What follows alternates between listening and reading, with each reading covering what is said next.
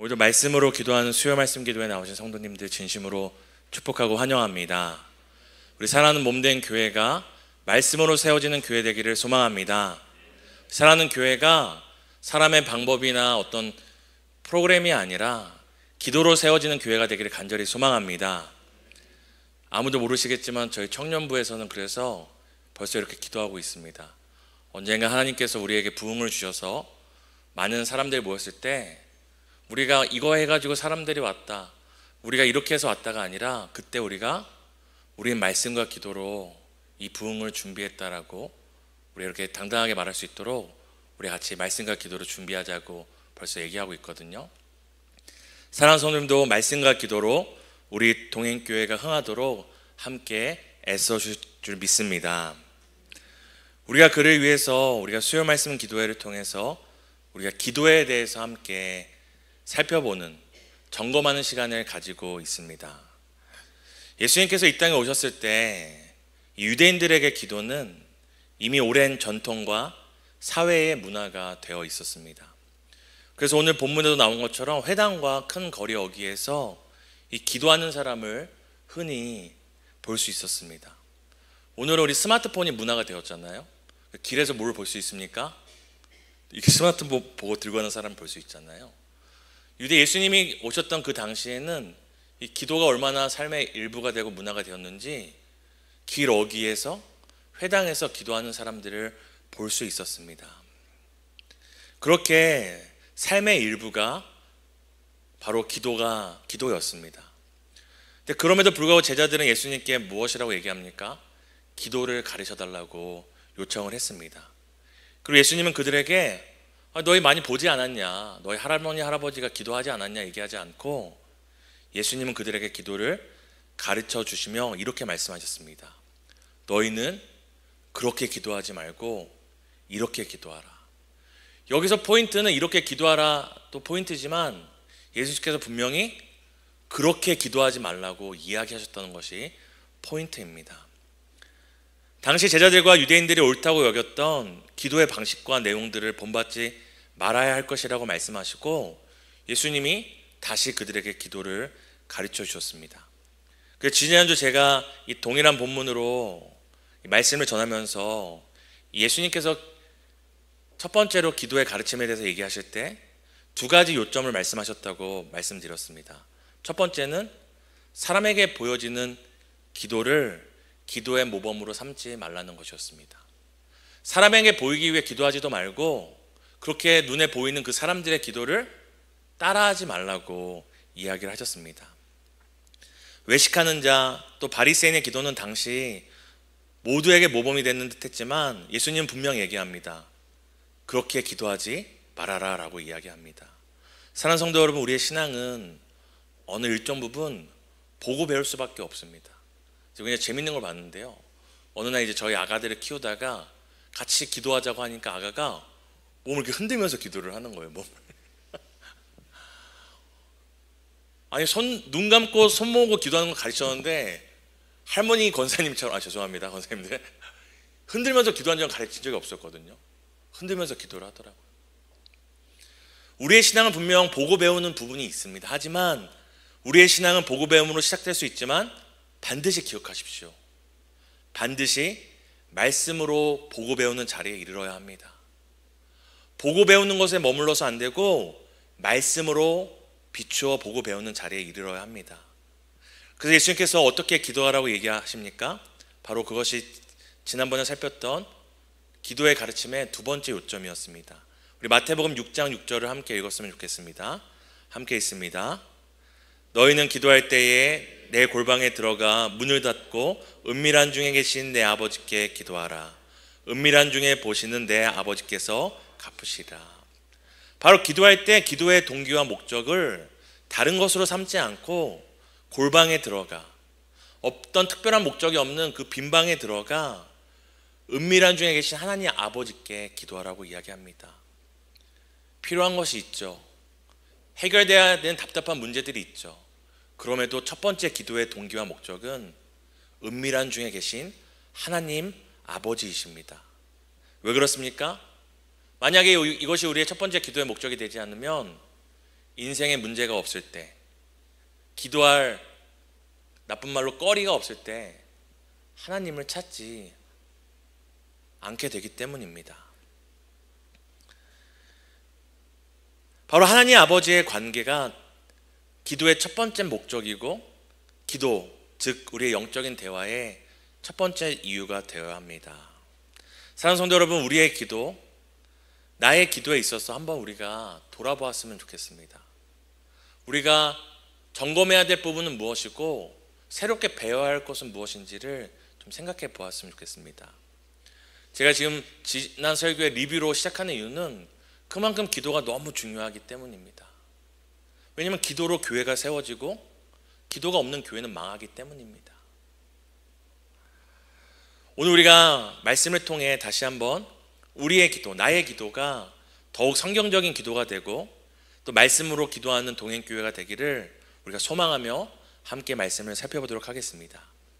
오늘 본문은 앞서 드린 그 리뷰에 이어서 예수님께서 기도의 안 좋은 모델, 이렇게 기도하면 안 된다는 두 번째 모델을 제시하시며 오늘 제자들에게 기도를 가르쳐 주십니다. 우리 마태복음 6장 7절을 함께 읽겠습니다. 또 기도할 때에 그들은 말을 많이 하여야 들으실 줄 생각하느니라. 예수님께 두 번째로 반면교사 삼아야 될, 따라하지 말아야 될 기도의 모델을 누구라고 얘기합니까? 이방인이라고 이야기합니다. 단도직입적으로 이방인과 같이 기도하지 말라고 말씀하십니다. 여기서 이방인은 우리가 아는 것처럼 그냥 외국인이 아니라 이방 종교, 우상을 섬기는 이 우상 숭배자들을 말하는 것입니다. 민족적으로 하나님을 섬기던 유대인들이었지만 이 로마의 지배를 받고 또 여러 다민족 국가가 되면서 이 유대인들도 주변 환경에 영향에서 자유롭지 못했습니다. 이 로마 지배 가운데 들어온 수많은 이방인들과 이방 종교가 그들의 삶 곳곳에 자리 잡았습니다. 그들은 분명 율법을 지키는 자들이었고 우상 숭배를 가장 큰 죄로 생각하는 그들이었지만 그저 오며 가며 봤을 뿐인데, 저렇게 우상 숭배하는 저런 사람들, 저런 가짜 신을 섬기는 사람들, 그냥 오며 가며 보며 들었을 뿐인데 어느새 그들 안에 이방인들의 기도와 이방인들이 섬기는 우상 숭배자의 모습들이 자연스럽게 배고 물들게 된 것입니다. 이를 종교학에서는 뭐라고 얘기하냐면 종교의 토착화라고 이야기를 합니다. 중립적인 표현으로는 종교의 토착화, 뭐냐면 어떤 새로운 종교가 특정 지역에 들어왔을 때 그 지역의 문화나 민족적인 특성에 의해 이렇게 어우러지는 걸 토착화라고 하는데요, 부정적인 의미로는 이제 혼합주의라고 이야기를 합니다. 그러니까 새로 유입된 어떤 종교가 처음에는 그 지역의 문화와 이런 것들과 잘 융합이 되다가 나중에는 그 지역의 문화나 종교나 어떤 방식에 삼켜져서 본연의 색깔을 잃게 되는 것입니다. 그 대표적인 게 바로 우리나라의 불교와 유교라고 합니다. 우리나라 대한민국에도 여러 종교가 들어왔지만 기존에 그 유교나 불교가 들어오기 전에 뭐가 있었습니까? 이 무속신앙이 있었잖아요. 이 토속신앙이 있었잖아요. 그래서 오늘날도 지금 불교에서도 싸움이 있는데 뭐가 있냐면 이 한국의 이 미신과 무속을 받아들인 불교와 그 원래 오리지널 불교가 싸우면서 그거는 가짜다, 그건 변질된 거다, 우리가 얘기하는 것처럼 종교개혁이 일어나야 된다, 이런 다툼들이 있다고 합니다. 그렇다면 그렇게 불교도 유교도 한국에 들어와서 한국의 무속신앙이나 토속신앙의 영향을 받아 그렇게 혼합주의와 변질을 일어났다고 하는데 성도님들께 여쭤보겠습니다. 우리 기독교 신앙은 이 혼합주의와 토착화에서 자유롭다고 말씀하실 수 있나요? 성도님들의 기도 정말 순수한 기독교의 그 기독교 신앙에 기반한 기도라고 확신할 수 있으신가요? 불교에도 100일 기도가 있는데 우리 교회에도 100일 기도가 있습니다. 불교에도 1000배, 3000배, 108배 이런 숫자를 갖고 기도하는 기도가 있는데 우리도 어떤 기도가 있죠? 1000번제, 또 작정 기도가 있습니다. 제가 기도라는 주제를 이제 설교를 준비하면서 여러 책들을 읽고 있는데 제가 제목부터 강력한 책이 있어서 성도님들께 추천드리려고 합니다. 사드리면 좋을 텐데 추천만 드리려고 합니다. 눈이 안 좋으시면 잘 안 볼 수 있는데요. 혹시 보이시는 분 크게 읽어주겠어요? 시작. 죄송합니다. 제가 성도님 너무 젊게 봤나 봅니다. 다 40대신 줄 알았는데 아닌가 봅니다. 기도인가 주문인가입니다. 그 제가 아는 목사님, 그 교수님께서 쓰신 책인데 기도인가 주문인가, 아니 전혀 어울릴 수 없는 두 가지를 한 책의 제목에 담았습니다. 기도인가 주문인가. 이 책 제목만 봐도 무엇을 말할지 감이 오시죠? 이 책의 초반에 다룬 내용이 방금 제가 말씀드린 겁니다. 기독교 신앙이 한국에 들어왔는데 기존에 있던 무속 신앙과 토속 신앙과 합쳐져서 이게 기도인지 주문인지 알 수 없는 그런 혼합되고 변질된 모습이 만연해지고 있다라는 이야기로 시작됩니다.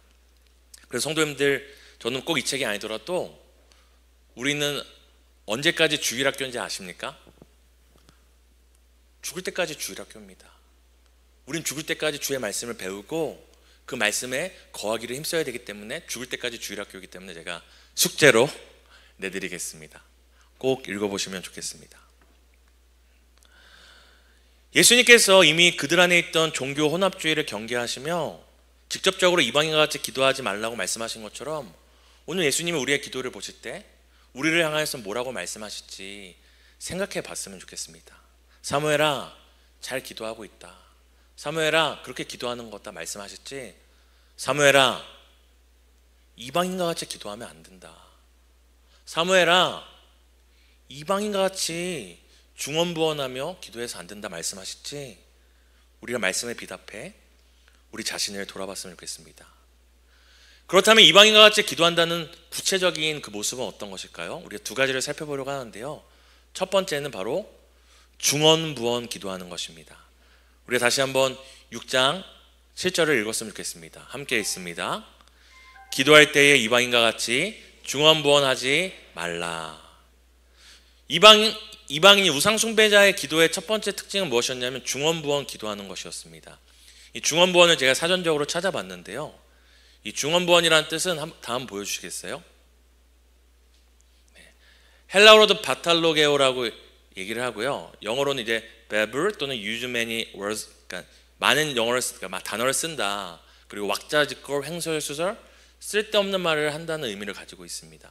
그러니까 쉽게 해서 이방인들이 하는 기도의 대표적인 특징이 무엇이었냐면 똑같은 말을 반복해서 하는 것이었습니다. 그런데 성경은 하나님과 대화할 때 우리가 가져야 될 긴장감에 대해서 전도서에 이렇게 이야기를 합니다. 전도서 5장 2절을 함께 보겠습니다. 너는 하나님 앞에서 함부로 입을 열지 말며 급한 마음으로 말을 내지 말라. 하나님은 하늘에 계시고 너는 땅에 있음이 마땅히 말을 적게 할 것이니라. 아니, 기도는 대화고 기도는 하나님과의 소통인데 뭐라고 얘기하죠? 말할 때 함부로 입을 열지 말아라. 급한 마음으로 말을 내지 말고 말을 적게 하라고 얘기하죠. 이것은 하나님은 왕이시고 너희는 땅에 있는 인간이니 하나님을 두려워하고 함부로 기도하지 말라는 의미가 아니라 우리가 하늘에 계신 하나님 앞에 가져야 될 그 긴장감입니다. 이 편안함과 또 다른 하나님에 대한 경외심을 가져야 된다고 이야기를 하는 것입니다. 왜냐하면 우리의 말들이, 우리의 기도가 습관처럼 형식적으로 무의식 중에 나오는 이 말들에 유의하지 않고 말을 막 하다 보면은 내 생각보다도 내 입술이 빨라지고 내 진심이 담겨지지 않은 말들이 하나님 앞에 계속 내뱉으면서 우리가 뜻하지도 않았지만 우리의 기도가 누구의 기도처럼 되는 것입니까? 이방인의 우상숭배자의 기도처럼 되는 것입니다. 실제로 종교에서 이 책에 보면은 실제로 종교에서는 이 신령한 언어를 관세음보살이나 제가 불교에 가본 적이 없어서 그 특정한 단어가 있는데요. 그 단어를 실제로 반복적으로 계속하면은 이 무아지경이나 어떤 영적인 신비한 경험을 하게 된다고 합니다. 그러니까 지금 다른 종교에 가서 기도하는 분들이 아무런 응답이 없는데 기도하는 것이 아니라 응답을 받기 때문에 그렇게 기도를 하는 것입니다. 실제로 그들이 똑같은 말을 막 반복하면서 할 때에 그들이 어떤 영적인 신비를 경험한다고 합니다. 또 성도님들 궁금하셔도 또 집에 가서 하셔서 안 됩니다. 근데 중요한 것은 이것이죠. 그들이 왜 똑같은 말을 반복할까? 언어도 아닌데 왜 똑같은 말을 계속 짓거리는 것일까? 그들의 기도에는 대화와 소통의 목적이 아니라 무엇이 목적이기 때문입니까? 응답받는 것이 목적이기 때문입니다. 이 대화를 통하여 그 상대를 알고, 대화를 통하여 그 마음을 알고, 내 생각을 전하고 그 안에서 서로 소통하며 조율하며 하나의 마음을 품는 것이 기도의 목적이 아니라, 관세음보살을 하던 똑같은 말을 하던 어떤 말을 하던 어쨌든 내가 그 말을 많이 해서 기도가 성취되면 속된 말로 장땡이기 때문입니다. 혹시 성도님들의 기도는 이 이방인들의 기도와 닮아있지 않습니까? 혹시 기도하실 때 너무 습관적으로 주여를 외치지 않습니까? 분명 기도할 때 아버지 불렀는데 아버지 아버지 아버지, 하나님 옆에 계시면 이렇게 얘기하실 것 같아요. 나 네 옆에 있다. 제가 말씀드린 건 주여나 아버지를 뭐 몇 번 이상 하면 잘못된 거다 얘기하는 것이 아니라 정말 우리가 그 아버지를 부르는 것과 나도 모르게 습관적으로 외치는 것과는 전혀 다르기 때문입니다. 우리가 사람과 사람 간에도 빈말하려 하지 않으려고 하잖아요. 정말 그 상대방이 귀하고 내가 정말 존경할수록 어떻게 합니까? 정말 말 한마디 한마디 하나하나 더 생각하고, 왜냐면 내가 신뢰할까 봐, 아니면 내 그 말로 이 사람에 대한 어떤 나의 마음과 배려를 표현하려고 굉장히 신중히 말하지 않습니까? 저는 한 가지 습관이 있는데요. 뭐가 있냐면, 제가 어렸을 때 말이 엄청 많았습니다. 그래서 어머니 아버지가 좀 말 좀 줄여라, 속된 말로 사내 새끼가 이렇게 말이 많냐. 근데 그렇게 살아왔는데 어느 날 그렇게 살다 보니까 제 말에 힘이 없는 거예요. 제가 그냥 웃기자고 했던 가벼운 말들과 빈말들이 반복되니까 나중에 사람들이 저를 그렇게 보더라고요. 진짜 진심을 담아 말을 던져도 효력이 없더라고요. 그래서 제가 어느 때부터 어떻게 하냐면 빈말을 하지 않습니다. 카톡 할 때도 저는 바로 쓰지 않고 다른 데 쓴 다음에 올리거든요. 왜냐면 욕먹을까 봐 두려운 게 아니라, 내가 누군가한테 그 말을 전할 때 카톡이지만 과장된 말이나 내 마음에 없는데 감사하다고 하거나 내가 그렇게 생각하지 않았는데 훌륭하십니다 라고 표현함으로 그 사람과의 관계를 외식하는, 가식적인 관계로 만들까 두려워하는 마음이 있기 때문입니다. 근데 제가 그렇게 습관을 들이다 보니까 나중에 제가 섬기던 교회에서 어떤 얘기를 하시냐면, 전사님의 말에는 뭔가 진지함이, 진심이 느껴진다고 얘기를 하세요. 이게 말로만 듣던 자화자찬이죠. 제 입으로 말하니. 사랑하는 성도 여러분, 우리를 사랑하는 아버지시죠. 우리를 너무나 아끼시는 하나님 아버지시죠. 하지만 우리가 그렇게 우리를 사랑하고 우리가 경배하는 하나님께 혹시 횡설수설하거나, 아까 그 중언부언한 뜻처럼 그냥 똑같은 말을 반복하거나 횡설수설하며 습관적인, 때론 빼도 되는 말들을 하며 기도하고 있지 않은지 생각해 봤으면 좋겠습니다. 이거 아시나요? 주기도문을 빨리 하면 뭐가 되는지 아십니까? 한번 주기도문 빨리 10번 해보시겠어요? 시작. 하늘에 계신 아버지를 외우신 분도 계시고 주기도문 이런 분도 계시는데요. 둘 다 똑같습니다. 주기도문 빨리 하면 주문이 됩니다. 주기도문. 성도님들, 우리가 주기도문 늘 하는 거지만 이게 정말 우리의 마음을 담아 하늘에 계신 우리 아버지여 이름이 거룩히 여김을 받으시오며 하면 주기도문이 되지만, 하늘에 계신 우리 아버지의 이름을 거룩히 여기면 주문이 되는 것입니다. 사도신경도 빨리 하면 사경이 되는 겁니다. 죽은 기도가 되는 겁니다. 그렇다면 우리가 이제 이방인과 기도하는 두 번째 특징이 무엇인지 살펴봤으면 좋겠는데요. 6장 7절을 다시 한번 읽도록 하겠습니다. 함께 읽겠습니다. 중언부언하지 말라. 그들은 말을 많이 하여야 들으실 줄 생각하느니라. 중언부언과 동일한 말이지만 이방인들의 기도하는 두 번째 특징은 사실 그들이 기도하는 동기와 그들이 왜 기도할 때 이렇게 말을 많이 하는 근본적인 이유에 대해서 우리에게 설명해 주는 것입니다. 지금 예수님 뭐라고 얘기합니까? 그들이 왜 중언부언하고 말을 많이 한다고 얘기합니까? 많이 말해야지 들으실 줄 생각하기 때문에, 그러니까 말을 많이 해야지 자기들이 믿는 신이 응답해 주실 것이라고 믿기 때문입니다. 쉽게 얘기하면 뭐냐면 말을 많이 하여야 들으실 줄 생각한다라는 것은 한마디로 지성이면 감천이다 입니다. 그러니까 말도 많이 하고, 그러니까 어떤 말이 돼도 상관없어요. 말도 많이 하고 주세요 비나이다 주실 줄 믿습니다 말을 많이 해서 어떻게든 신이 애쓴다. 야, 너 진짜 용 쓴다. 내가 응답해 줄게. 이것이 그들이 말을 많이 하는 이유고 그들이 또 믿는 것입니다. 말을 많이 해야지 들어준다라고 생각하고 있다는 것입니다. 그렇게 해야지, 그렇게 자신들이 어떤 방법으로든 108배를 하던 3000배를 하던 금식 기도를 100일 하던 자기들이 어떻게든 지극정성을 보여야 신도 그 기도를 듣고 자신들도 그 기도의 응답을 받을 수 있다고 믿었기 때문입니다. 그렇게 그들에게는 무슨 말이 중요하지 않아요. 어떤 말을 쓰고 어떤 언어를 쓰는지가 중요하지 않고 뜻모른 말들을 많이 할지라도 그들의 기도의 목적이 무엇인지를 보여주는 것이죠. 응답만 받으면 되는 거죠. 응답받는 게 그냥 기도의 목적인 것입니다.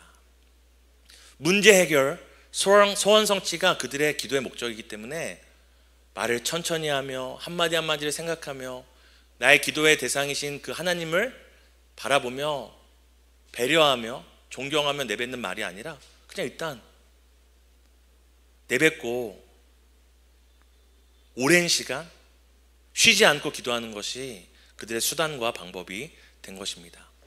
하지만 우리 기독교의 기도는 무엇입니까? 우리도 지성이면 감천인가요? 그러면 오래 기도하는 분이 가장 응답을 많이 받을 거예요. 기도할 때도 쉬지 않고 계속 말씀하시는 분이 제일 먼저 응답을 받을 것입니다. 하지만 우리는 기도의 목적 자체가 소원 성취에 있지 않기 때문에 우리는 말을 많이 하지 않아도 됩니다. 말을 많이 하는 거 중요한 것이 아니라 한 단어일지라도 그 단어에 담긴 우리의 중심을 하나님이 보시기에 우리는 말을 많이 해야 하나님이 들으실 거라고 믿지 않습니다. 왜냐하면 우리의 기도의 목적은 하나님 아버지와의 대화, 하나님과의 하나님과의 그 관계지 어떻게든 내가 하나님 감동을 시켜서 나의 간절한 바람을 이루는 것이 목적이 아니기 때문입니다. 이방인들의 기도의 목적의 특징은 바로 동기와 목적이 소원 성취에 있는 것이고 우리는 하나님과의 관계에 있다는 이 차이점을 우리는 분명히 알아야 합니다. 그렇다면 우리 기독교 신앙의 기도와 이 기도의 목적과 우리도 기도를 통해 응답받고 싶은 것들이 있잖아요. 그렇다면 우리는 응답받으면 안 되는 것인가요? 그런 거 아닙니다. 그런데 우리는 예수께서 얘기하신 이방인들의 기도와 뿌리부터가 다르다는 것을 오늘 살펴보고 말씀을 마치고자 합니다. 그럼 우리의 기도의 목적과 기도를 통해 응답받을 수 있는 근거가 무엇인지 누가복음 11장에서 우리에게 잘 알려줍니다. 이 누가복음 11장을 읽기 전에 먼저 설명드리면 우리 마태복음 6장에서 예수님께서 제자들의 요청에 따라 주기도문을 알려주시잖아요. 이 누가복음 11장도 바로 주기도문을 알려주신 직후에 바로 이 말씀입니다. 함께 우리 11장 8절과 13절을 함께 읽겠습니다. 시작. 비록 벗됨으로 인하여 아니할지라도 그 간청함으로 인하여 일어나 그 요구대로 주리라. 13절입니다. 너희가 악할지라도 좋은 것을 자식에게 줄 줄 알거든 하물며 너희 하늘 아버지께서 구하는 자에게 성령을 주시지 않겠느냐 하시니라. 우리가 잘 아는 것처럼 예수께서 주기도문을 가르치신 이후에 예수님께서 제자들에게 이제 이 예화를 붙여서 이야기를 하십니다. 이 예화의 내용은 이렇습니다. 갑자기 찾아온 친구로 인해서 이 사람이 밤중에 자신의 근처에 있던 친구 집에 가서 떡을 달라고 간청을 합니다. 친구야, 갑자기 손님이 찾아왔어. 좀 떡을 줘. 우리 집에 먹을 것이 없다. 대접할 것이 없다.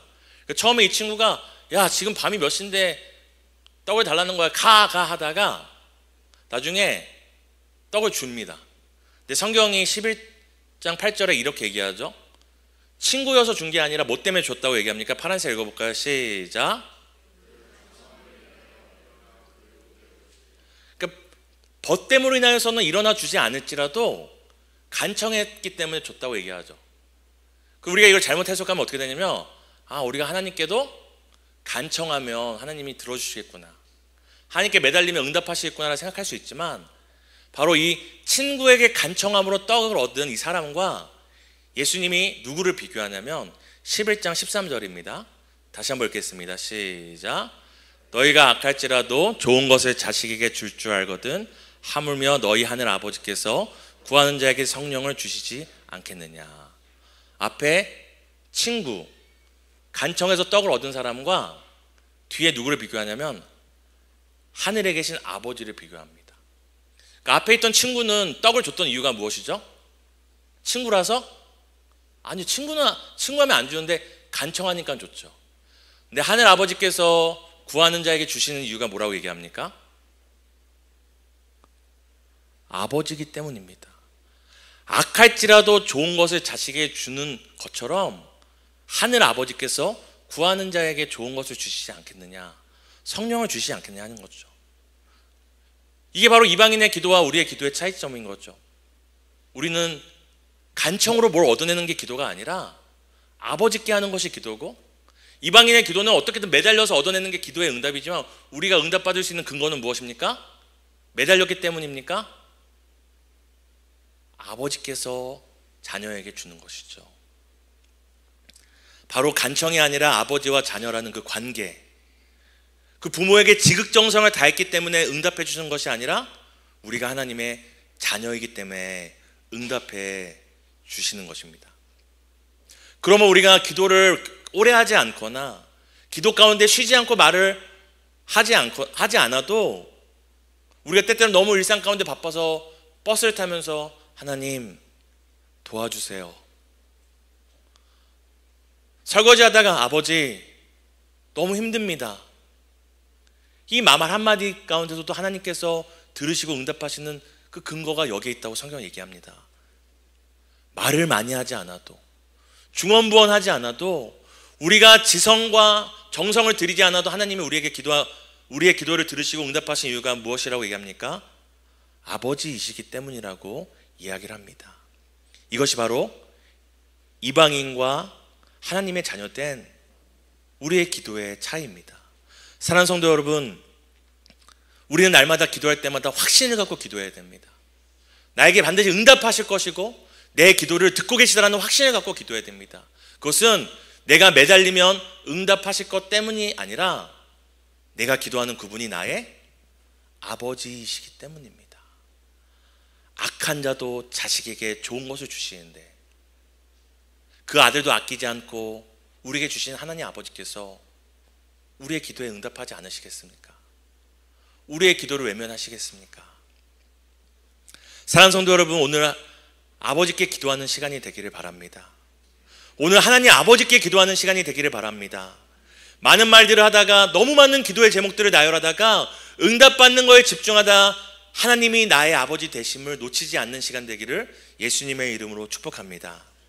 오늘 설교를 준비하며 책을 읽다가 짧은 에세이를 봤는데요, 이런 구절이 있어서 나누고 함께 찬양하고 기도하는 시간을 갖도록 하겠습니다.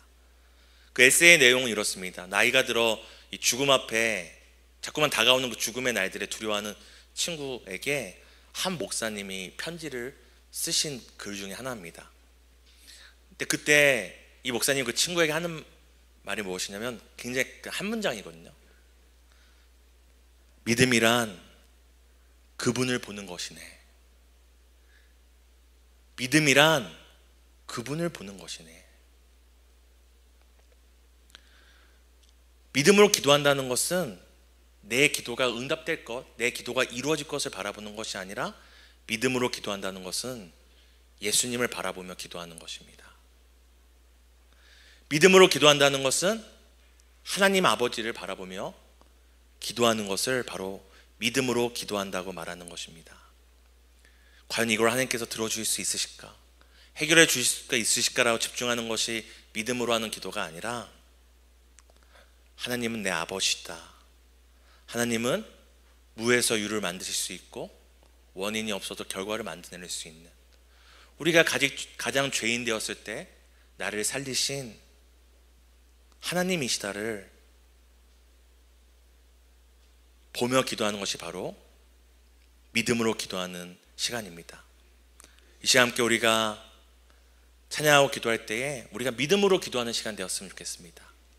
기도가 응답될 걸 믿는 것이 아니라 믿음으로 우리의 기도를 들으시는 하나님을 바라보며 기도하는 시간 되었으면 좋겠습니다. 우리 함께 찬송가 539장 함께 찬양하시고 또 기도하시겠습니다.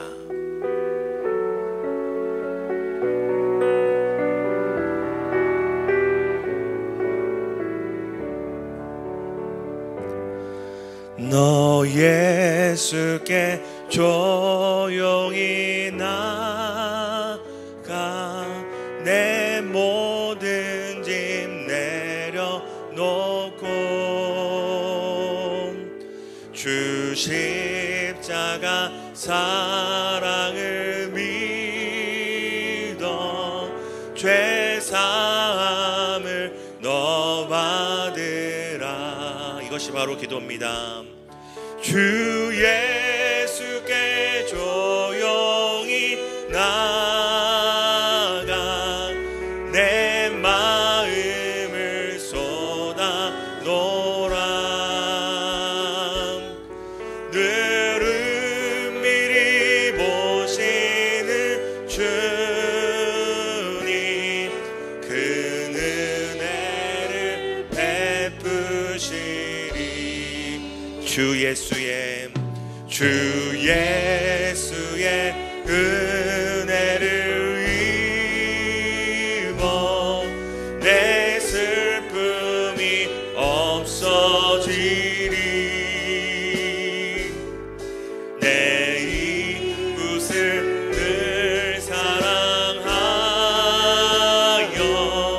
너 받은 것 거저주라.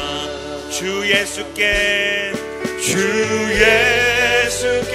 조용히 나가 내 마음을 쏟아 놓으라.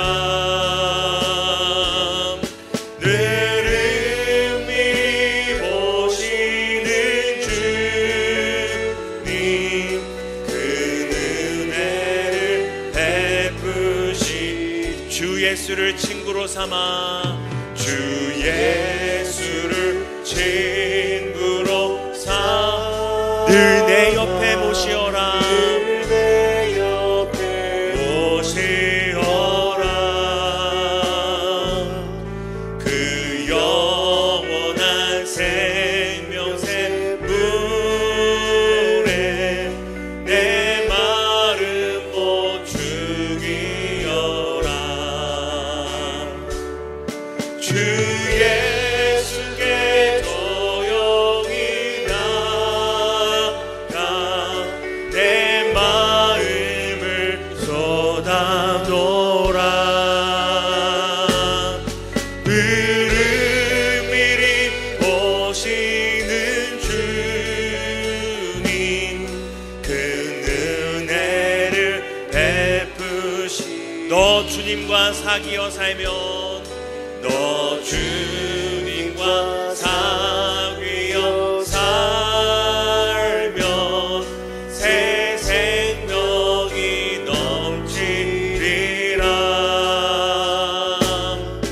주 예수를 찾는 이 앞에 참 밝은 빛 비추어라.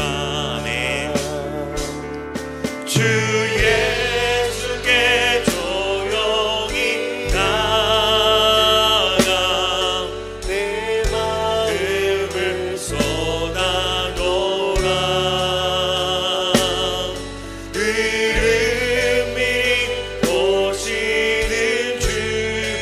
믿음은 그분을 보는 것입니다. 믿음은 주님을 보는 것입니다. 주 예수께 조용히 나가 내 마음을 쏟아놓으라.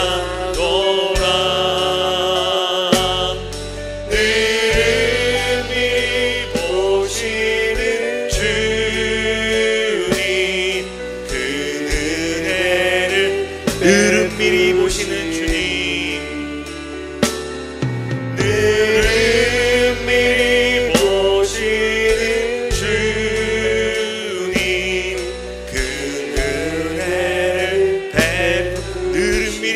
주님을 바라보며 늘미리 보시는 주님 큰 은혜를 베푸시니. 이 시간 우리가 믿음으로 기도하는 시간 되기 원합니다. 이 시간 어떤 기도 제목이 아니라 하나님 아버지와 또 우리의 기도에 도움자 되시는 예수님을 믿음의 눈으로 바라보는 기도 시간을 가지겠습니다. 이 시간 어떤 말로도 기도하지 않으셔도 됩니다. 하지만 우리의 믿음의 눈을 들어 하나님을 보고 예수님을 보며 이 시간 함께 기도하는 시간을 갖겠습니다. 함께 기도합니다.